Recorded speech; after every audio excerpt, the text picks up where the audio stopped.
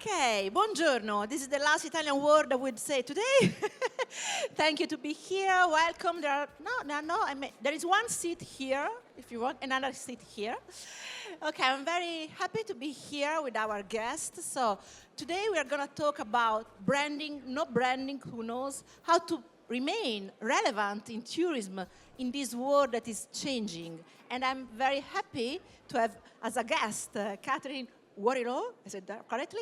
She's the founder of The Plot, a UK-based consultancy. She has a background in tourism, but she deals with PR, branding, digital strategy, blogging, a lot of stuff. And she helps companies to tell extraordinary stories. She helps to attract visitors. So we will see together how to do it now that things are changing. So first question, I'm going to sit because I'm... Thank you for the introduction. My pleasure. So, branding without human. If decisions are made by algorithm, does it still make sense to talk about branding? So I would say more so than ever. And I hope I'm going to speak really slowly and clearly, but if I'm speaking too fast, please just wave and I'll slow down. Can you hear her? Is it okay? You Okay. good? Okay. Amazing. So despite AI, despite algorithms, and we'll talk a bit more about where AI is amazing, but brand is still incredibly important. I ate a pizza last night, an amazing pizza, at a restaurant called Borgo Antico. I wandered past maybe 6 restaurants. I hadn't used Google Maps. I just decided what felt like the right place to stop and eat my dinner and enjoy a glass of red wine. That was brand. That was the smile on the faces of the waiters. It was the, where are you from? I love Oxford. Did you study there? Here's an extra glass of wine. Welcome to Florence. I mean, perfect welcome. All of that is brand. And that matters so much because we are so overwhelmed by choice when it comes to our purchasing decisions, whether that's in tourism and travel, attractions, experiences, a pizza museum maybe, that brand swaps us from these are the practical choices to this is the emotional decision that I'm going to make. So I would say more so than ever, and brand is not just your marketing, your reputation, it's your customer service. It's very difficult for an algorithm to fix a customer service problem when a family arrives at your museum with the wrong tickets, but if your brand is strong, your people will fix that problem. I totally agree with you, and I think that today is even more important to develop a strong brand for at least 2 reasons. Yeah. First, because now that we have Google AI overview, people don't land on website anymore. So we need to be found by Google and AI and to have a strong brand to be at least analyzed, then included in the answer. So this is the first reason, I should say. The second one is that probably there are still some people who would like to look us up directly. I've read some recent analysis on online behavior, and people want to have a minimum of freedom of choice. They want to choose who to look, who to click. Okay, they appreciate this tool because they give us quick answers. But at the same time, they want, okay, now I know many answers, I want to choose. Yeah.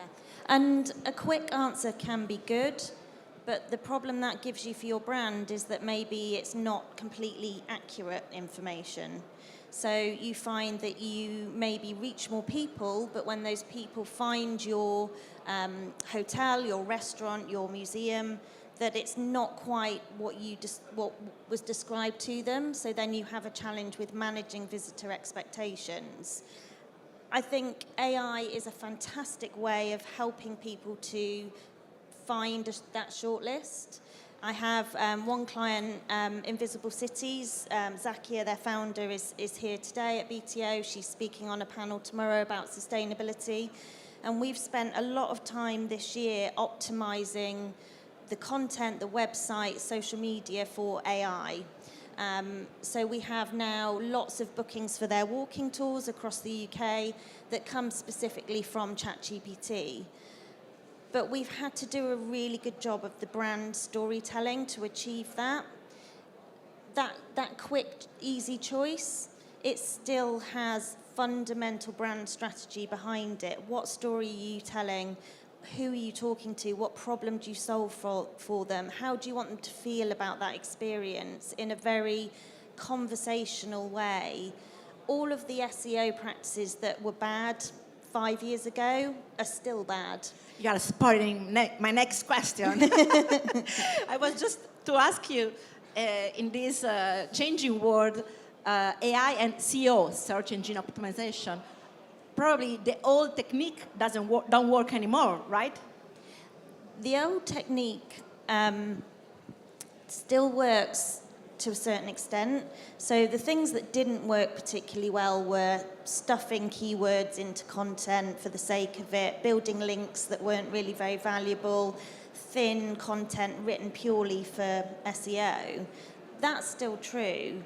It's also still true that informative, educational, interesting, entertaining content is the holy grail of SEO and of AI optimization. So the page that's now most important on your website is your FAQ page. That page can't just have, do you have parking? Is there a cafe? Do children get free tickets? It has to be much more detailed. It has to answer the question from the parent who is asking ChatGPT, I have a 1-year-old and a 3-year-old, we have a double push chair, we like to stop for breaks, we want to be able to fill up our water bottles, we want to park on site, we want to leave by 4 p.m. So very detailed questions. AI is looking at 1 million sources to find out if your experience does answer that need. So you've got to be able to provide that information. I think the biggest thing that has changed is that your website is maybe only 5% of that puzzle. So AI is looking for 95% of the answer in other places as well.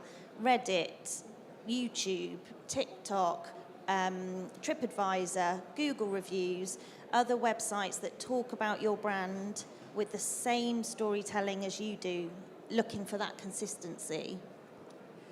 I didn't tell you before, please follow her on TikTok. She's very active on social media. She does really informal, funny videos, but with useful tips. So I suggest it because it's not so common for people for our age to be so active on TikTok. You know, we have a generational problem.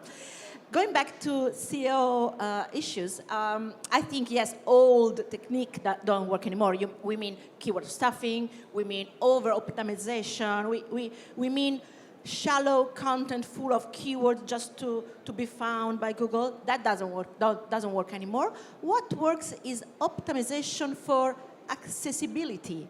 We think about the tag alternative that you can add to images. You can do it on your website, on your blog, even on Instagram, that help the algorithm to associate something to your pictures. And we know in Europe there is a recent law about this accessibility, so we have to follow the guideline. Then we can talk about usability. So when you optimize your website to be easy to navigate, is better for people. And also performance. A fast website is good for people and also for engines and for ChatGPT and every platform. So if we think about this, okay, we can still optimize our website. SEO is not dead, probably it's changed. So a good content is a content written thinking about the user search intent. We don't say how long it should be. We don't know. Sometimes it should be short. When is open the restaurant? At 6. Okay, that's enough. What kind of restaurant is? What are the recipe? Do you have special plate? That could be longer, right? So things are changing. Okay. Yeah. And I would also add that digital accessibility, especially in tourism, is really important. So look at your customer journey from a ticketing perspective. Is it really easy to understand your ticket types or your entry types? Can I buy a ticket in less than 3 clicks? sometimes we make our checkout process and our purchase process overly complicated, especially if you are a visitor attraction, for example, who also lists with other sites like Get Your Guide or Viator, Airbnb, booking.com, then make sure that you can own the customer from a brand perspective, because your checkout process and that customer journey is so easy and simple. Perfect. You were talking about a customer journey, so I'm going to ask you conversational search. How is changing the way people, tourists, are looking for a destination or an offer, and how we can manage this? I would come back to storytelling. The way we storytell for our brands is the most important part of that customer journey. I call it the understory. So you have your customer journey here, which is the linear journey that you think your customer takes. They are inspired to travel, they do some research, they visit some websites, they book. But that's not what happens, is it?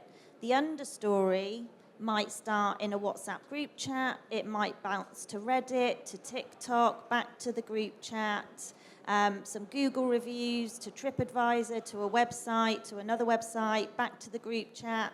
It doesn't go in a straight line.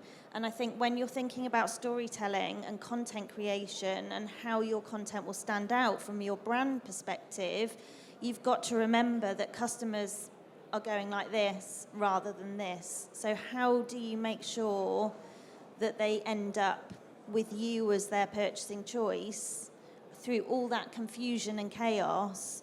Your storytelling has to be so clear and so emotive and almost repetitive. I would say being repetitive is actually a good thing when it comes to good storytelling. Yes, I see today customer journey is messy, as you say, as Google says. And let's say a tourist can be inspired by a video found on Google, maybe posted on TikTok. Now social media are indexed by Google, remember?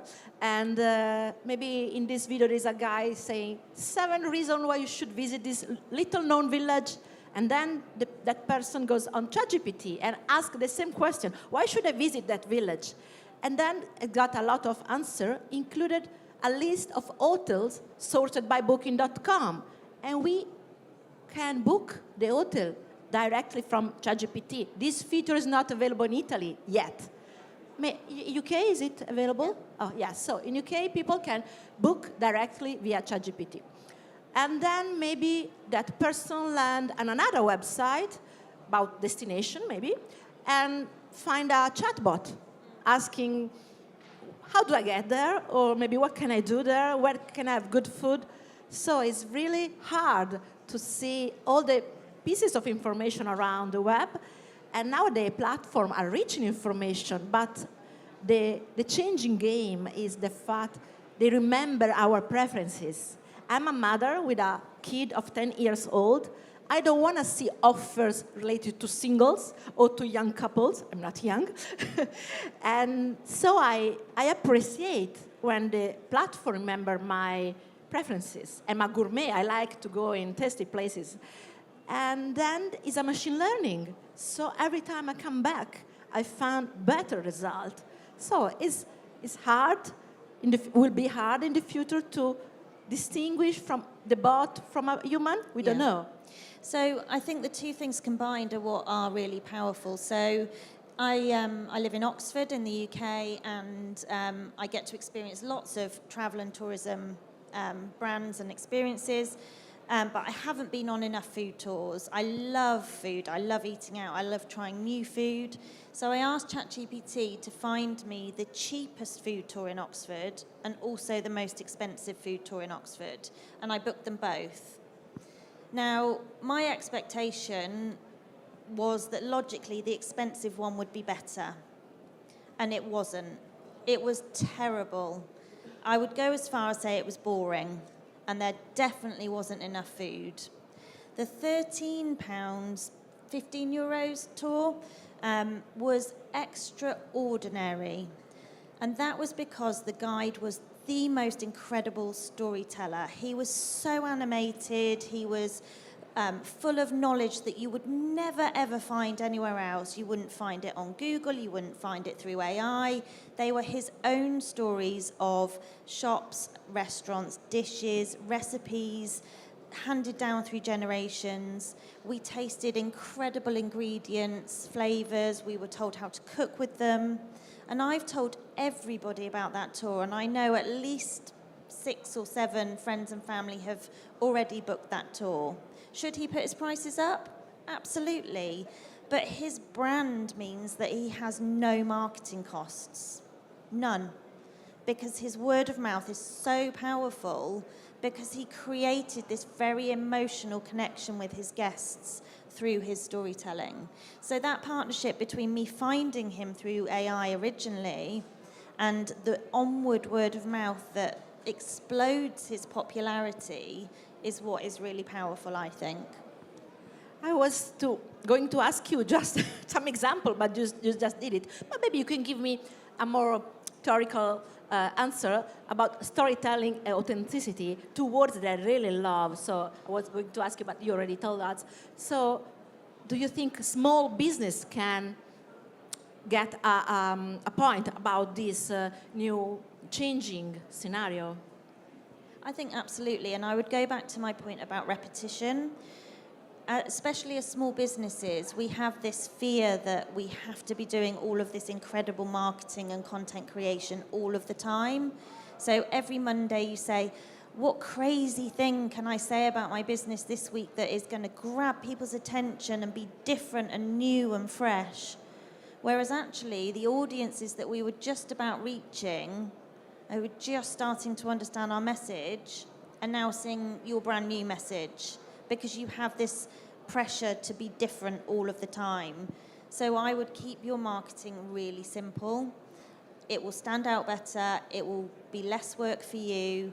Just repurpose your stories in interesting ways.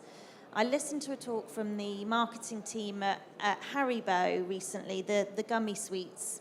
And apparently we are 40% less funny than we were 20 years ago. And I think that's really sad. And I think it's because we are scared to offend people or upset people or be cancelled maybe, that we have taken a lot of humour out of our marketing. And I would challenge everyone in the room to think about how you can use humour in a fun, light, maybe sensible way. But put some fun back into your marketing. Keep it simple. Talk to other humans. You are talking to people just like you. There is not this big divide when it comes to brand between the business and the consumer. We all have motivations to travel. We all want to have entertaining, fun, enjoyable experiences. So I think my biggest takeaway would be relax. Stop filling in the spreadsheet of marketing posts for Instagram, TikTok, this day, that time, and just find fun ways to actually communicate and have a conversation with people. You touched a very hard point. I mean, people are scared about to appear less formal. We in Italy, we are very formal. Have you seen how many people with formal dress? So we are scared that if you show yourself, your face in the video, and you are not following some rigid style, probably you would lose some credibility. We have this fear. I think it's not real, but many people I know, I have many customers, they say, no, I don't want to appear in any video, my face, I don't like my voice. So what kind of suggestion would you give to this kind of people, just to try? Yeah, it's really difficult. Put your hands up if you hate the idea of being on a video for your business. Now you're testing if they understand this you. Is great. I saw like 2 or 3 hands only. No. So that means you're all... I'll repeat the Italian. Okay. Chi ha paura di mostrarsi in video con la propria faccia o il volto, alzi la mano. No, 2, 3. Yeah, Oh, so they're not shy. So no excuses there, no reason not to create video for your business with you in it. One of the most powerful things you can do from a brand perspective is to take people behind the scenes, to show them the people behind the business, to show them how the business operates. It creates trust, it creates an emotional connection, it gives people a reason to follow and engage with your brand outside of the purchase journey. I call that situational relevance. It basically means how can you be relevant to your audience all of the time? They may only visit you once a year. How do you make sure they want to share your content with friends, with family, with colleagues, even when they're not looking to buy from you? And I think we'll talk a bit more about the future of brand and what that might look like too. And I think the small businesses are the one who can take more advantage about this new world. I mean, I have some real example, like the one I'm going to tell you. I know this small bed and breakfast close to Florence in La Strassigna, which is not a touristic place, definitely. I don't know if there is someone from there here. It's a very quiet residential place. This lady inherited a family house and then decided to open to travelers.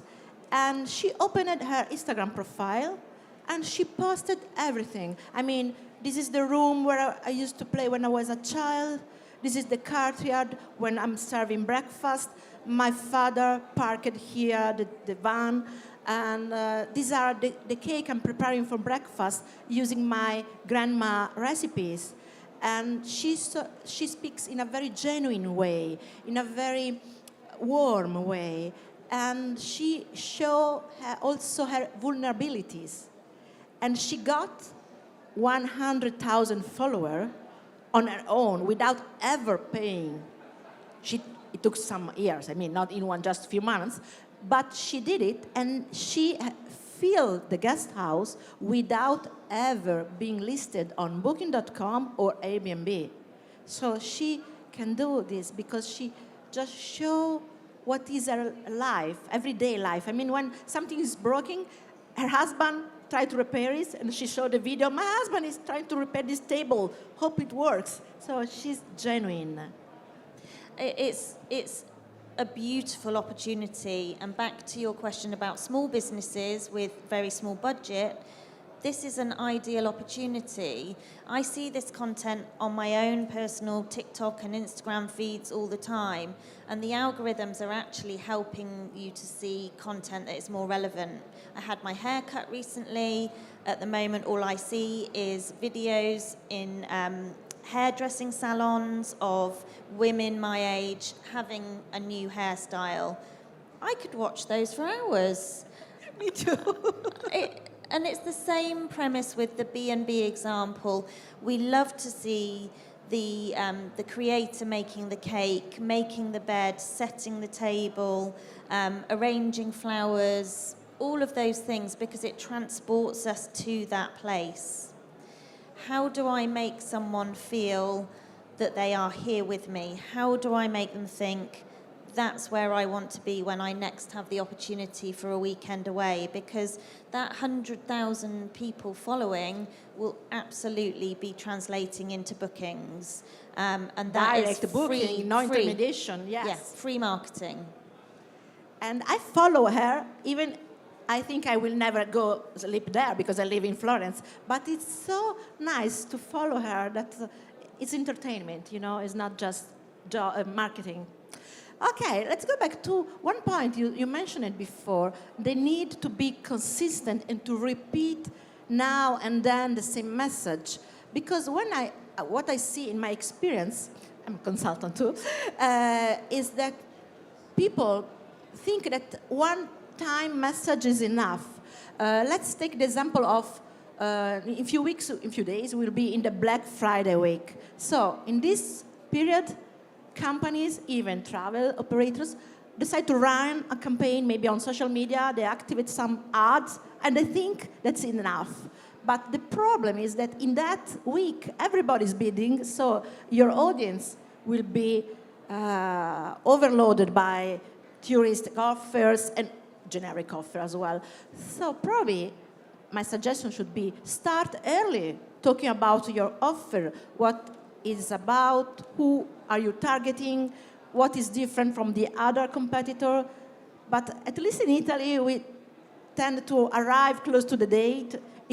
It happens for Black Friday, for Christmas, for New Year's Eve. We launch the Christmas events around the 15th of December, but it's too late because foreigner people book early, well, some of them, and at least they want information early. Maybe they can book on the last minute, but they want to learn, to discover, to know what's on in Florence in December or in New Year's Eve. We don't know. We are in 11th of November. I don't know what's on in Florence for New Year's Eve. So how can I promote to tourists and say, come to Florence to celebrate the New Year? I don't know. So probably we need to repeat in several touch points. I think Black Friday is a good example of a period where it's very difficult for your messaging to stand out. I think there are two things that are really important. I think understanding that each channel has a different purpose. So yes, you want consistency across your messaging, but you might deliver that in a slightly different way across TikTok, Instagram, LinkedIn, Facebook, your website, and anywhere else. On TikTok, it might be much more relaxed video content showing the business preparing for Black Friday, and that's a great opportunity to start early. On Instagram, it might be more aspirational content of a product being demonstrated in a beautiful setting. On Pinterest, it might be content that you would save for later because it fits in with your vision of your perfect life. So I think understanding that each channel is different, and then the second point would be to find a different way to deliver that message. If you are selling products or services in Black Friday that are similar to lots of other people, make the way you access that offer different. Make it creative, make it interesting, or make the delivery of that discount code far more exciting. So rather than just entering your email address to reveal a code, I don't know, every Friday at lunchtime, 10 people are picked to receive a lucky code, or something different that people say, I'm going to follow because I feel excited to be a part of this conversation. I want to be within this community with this brand because I feel like if I'm not, I'm going to miss out on something special that other people can't access. And to be different means also to use different words and language. I've watched your video. I like two videos when you say, please don't use hidden gems or real local authentic experience is over-abused words, like special offer. Everybody says special offer. So try to be more concrete, more specific, more human, more emotional maybe. More descriptive. So the example there was a very overused phrase in the UK in tourism of hidden gem, and you will have seen it in lots of marketing as well. What does that actually mean? It's so generic, and it's a very lazy way to say, we've got something undiscovered to show you. Actually, it's not undiscovered, and it's only a gem to people that find that particular topic interesting. So be descriptive. Come back to storytelling. How does it make you feel? Is it an adrenaline rush, or is it a calming, relaxing moment? Use words that actually stir a physical feeling in an audience that make them think, that is how I want to feel, that is where I want to be. And there is also another real problem.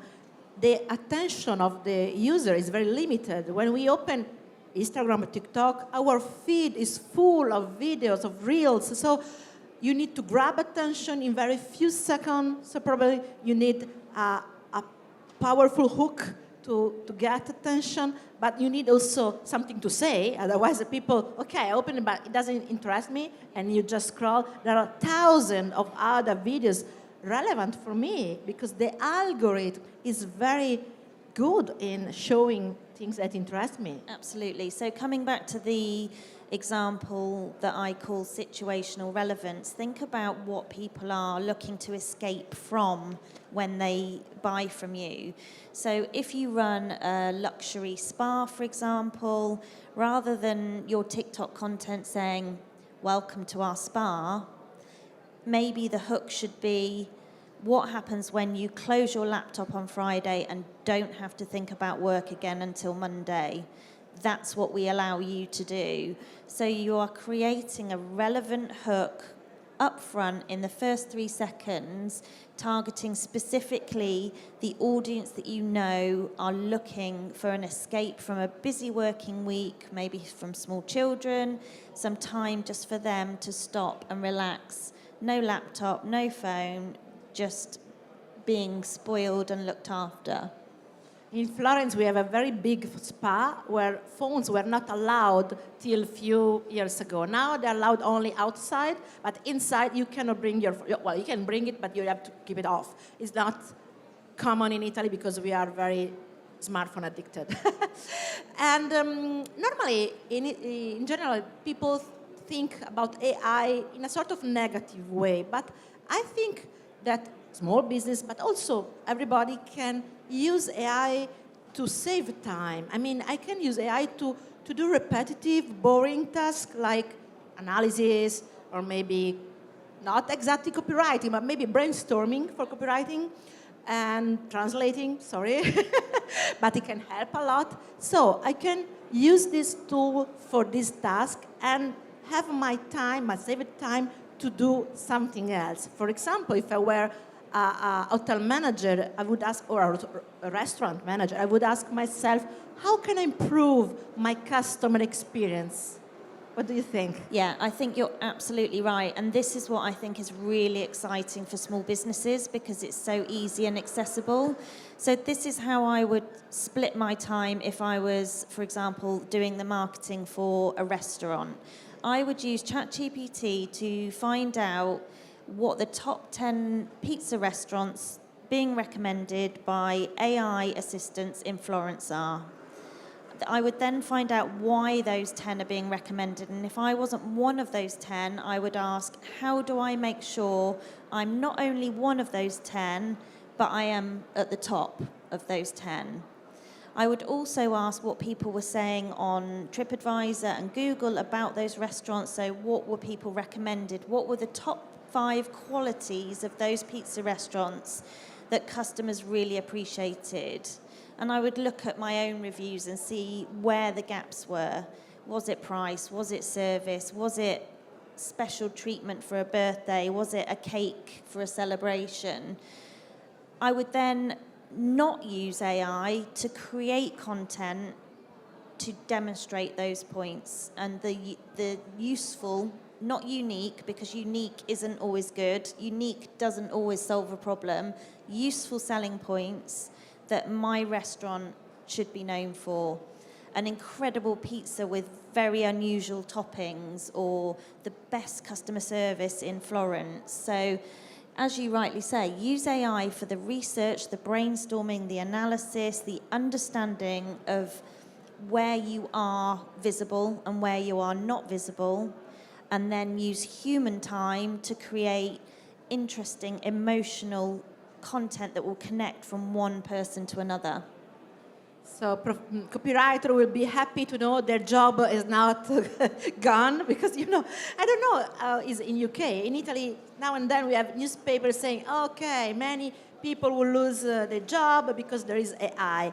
I'm sure that some job will change, but probably some other will get more value. I think copywriter is a good example. Yeah, absolutely. I don't think AI will take your job if you let it.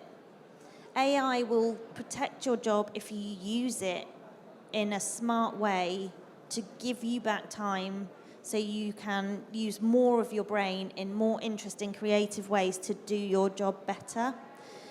Use it as a tool. Nobody said the internet's going to take your job. They said the internet is going to make it easier and faster and simpler to do your job even better. AI is no different.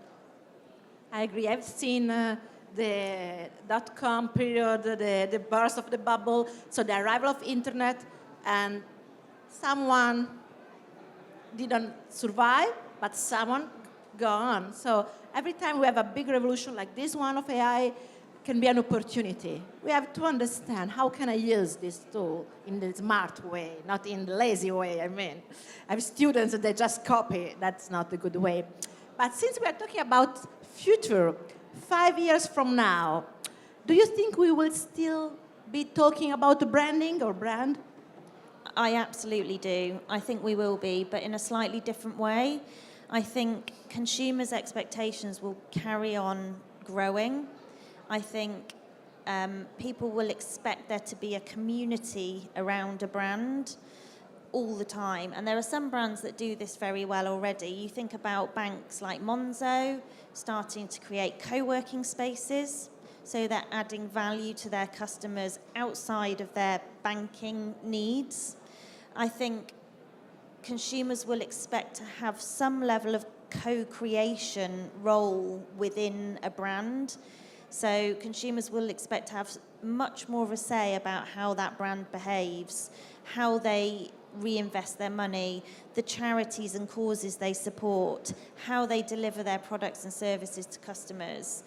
And I think we'll also expect brands to offer more outside of the transactional purchase. So if, for example, you do vineyard tours, outside of the tours, you also have work from local artists displayed in your cellar, the opportunity for customers to co-create a label for your latest red wine release with you, with the brand.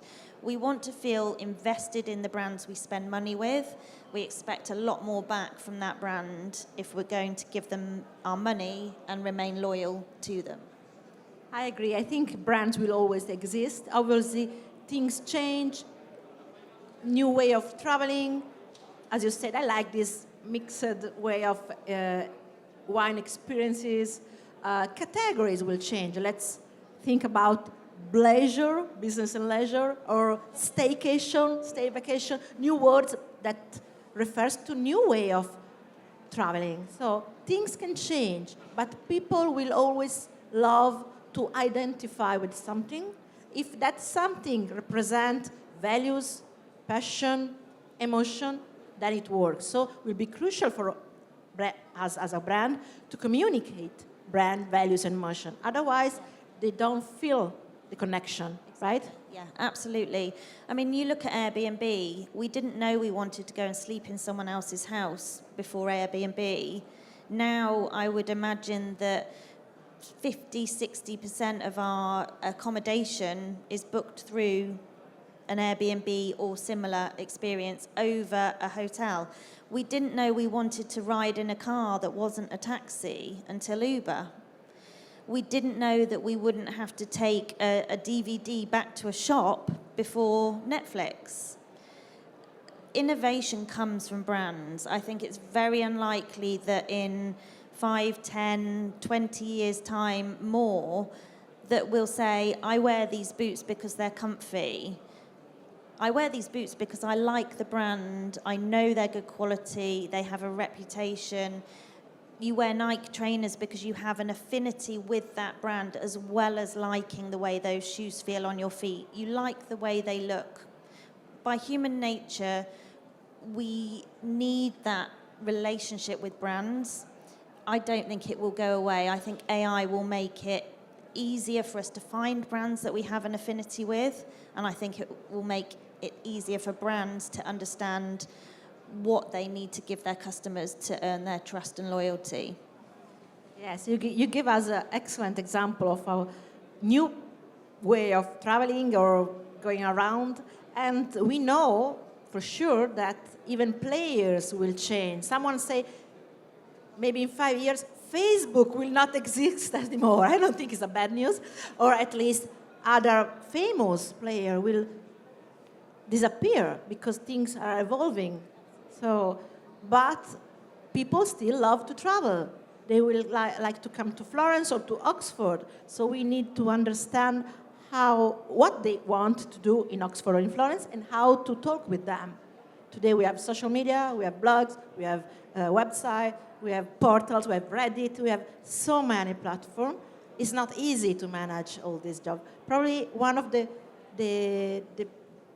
hardest aspect is the time you need to invest to learn how to use this and to understand which one is the best for you, or at least how much time to put in every different platform.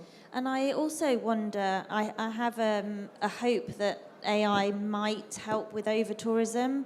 I visited Paris recently with my family. We only had a couple of hours because we were stopping on our way home from the Loire Valley.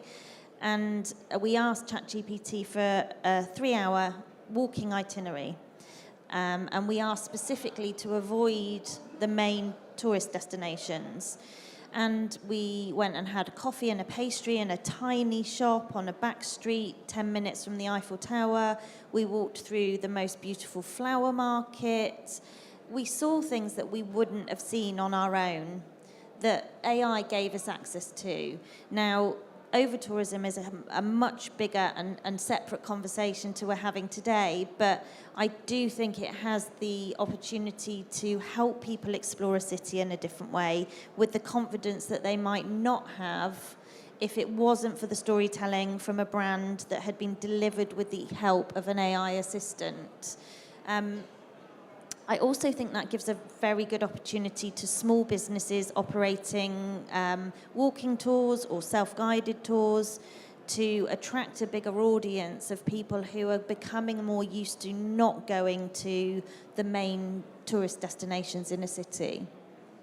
Okay, before asking the last question, I'm going to say we have a few minutes. If someone has a question for Catherine, we'll be glad to try to answer, because it's not easy to come there, but we will do it.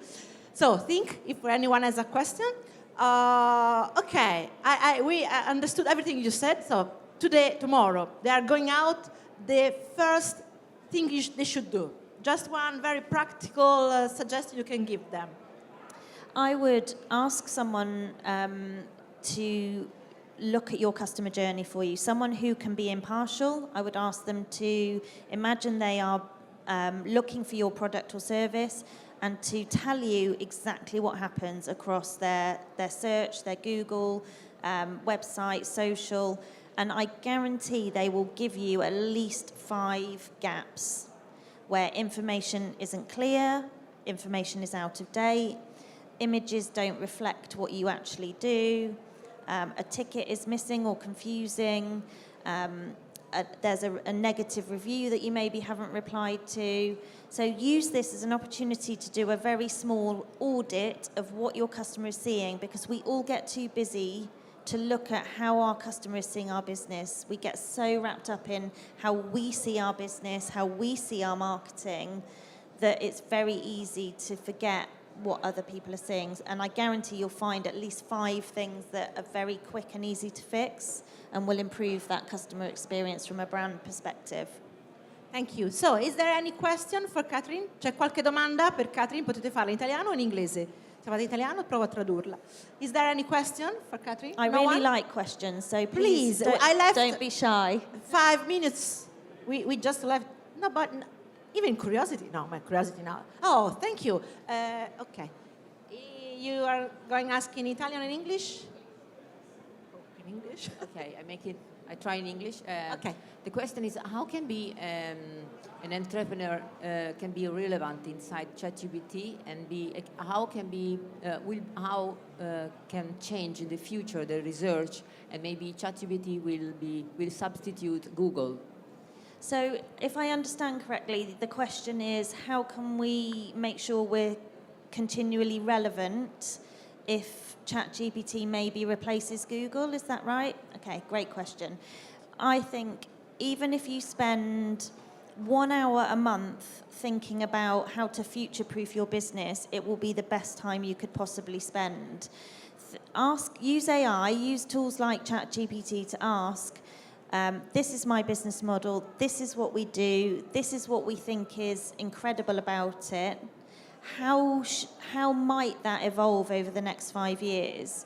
And then think about all of the different touch points that your customer is finding you in currently. Take Google out of that equation, but don't forget that people will still use destination apps like Reddit, TikTok, TripAdvisor directly, I imagine what will happen in years to come is that each of us will have an AI assistant that aggregates all of our useful content. So my top 5 most used apps are probably LinkedIn, Vinted, Vinted, absolutely obsessed with Vinted, TikTok, Monzo for my banking, and Gmail. They're probably my most used apps.